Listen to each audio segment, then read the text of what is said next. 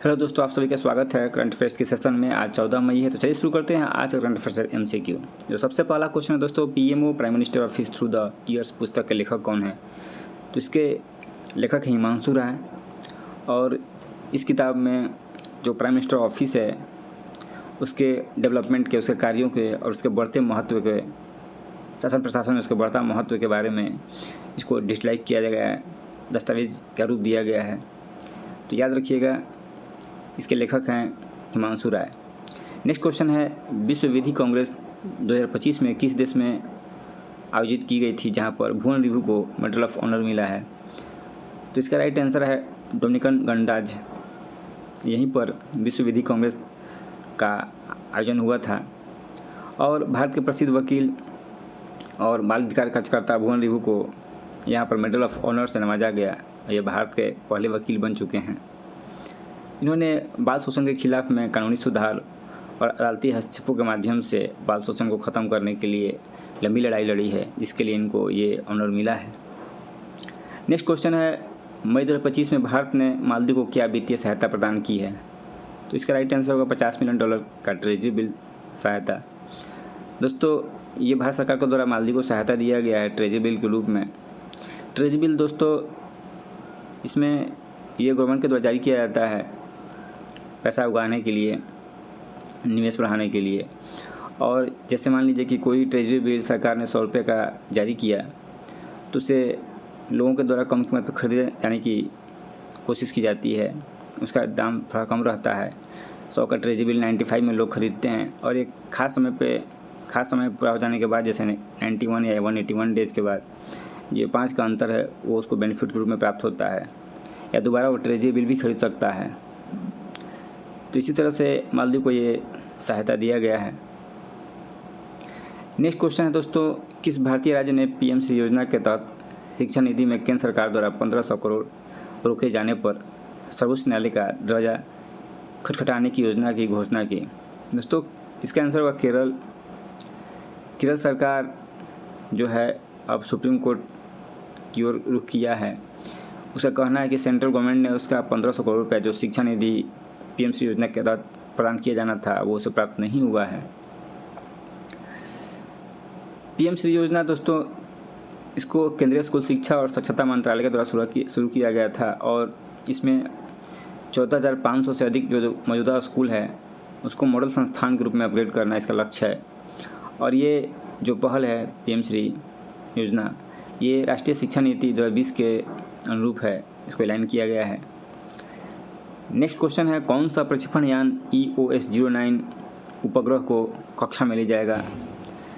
तो ये दोस्तों EOS-09 PSLV के माध्यम से जो प्रक्षेपण यान है छोड़ा जाएगा श्रीहरिकोटा से, और भारत इसे 18 मई 2025 को छोड़ेगा।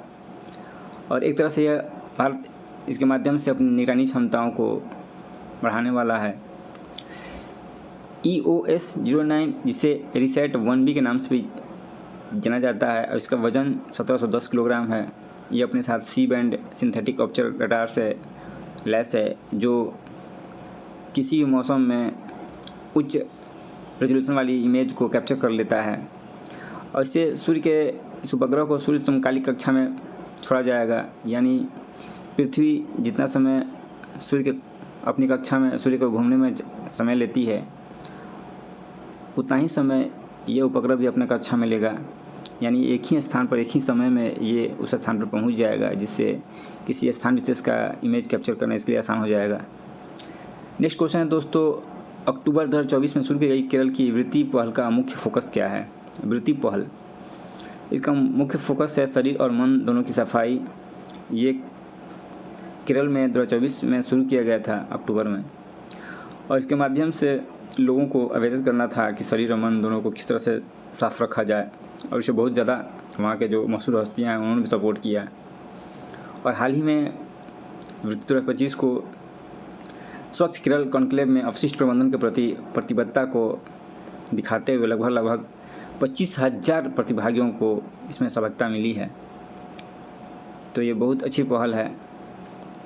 नेक्स्ट क्वेश्चन है, रायका जनजाति मुख्य रूप से किस राज्य में पाई जाती है? तो दोस्तों ये जनजाति मुख्य रूप से राजस्थान में प्राप्त मिलती है और ये राजस्थान के शुष्क और शुष्क क्षेत्रों में रहने वाली स्वदेशी पशुपालक जनजाति है, जो खास करके ऊँटों के साथ अपने गहरे सांस्कृतिक और आध्यात्मिक संबंध के लिए जाने जाते हैं। ये ऊँटों के पालन और उसके माध्यम से इनका कोई इनकम ज़्यादा होता नहीं है। ये मुख्य रूप से पशु देखभाल और अपने पारंपरिक ज्ञान के आधार पर ही अपना जीवन यापन करते हैं। तो एक तरह से ये जो मरुस्थलीय संस्कृति है उनमें इनकी गहरी आध्यात्मिकता और उनके सांस्कृतिक संबंध को ये बनाए रखे हुए हैं। नेक्स्ट क्वेश्चन है, PL-15 थंडरबोल्ट 15 के नाम से भी जाना जाता है, किस देश द्वारा विकसित एक लंबी दूरी की दृश्य सीमा से परे हवा से हवा मार करने वाली मिसाइल है? दोस्तों ये मिसाइल चाइना की है। अभी हाल फिलहाल में ऑपरेशन सिंदूर में जैसलमेर में ये प्राप्त हुई है सेना को। तो ऐसा जाहिर किया जा रहा है कि शायद चाइना के द्वारा कुछ ये मिसाइल या आर्म्स वगैरह पाकिस्तान को दिए गए हैं चुपके से। और ये जो मिसाइल है PL-15 ये हवा से हवा मार करने वाली मिसाइल है और इसे China aerospace science and industries corporation द्वारा निर्मित किया गया है। तो ये गंभीर सुरक्षा चिंता का विषय भी है, चाइना हमारे खिलाफ किस तरह से गतिविधि कर रहा है।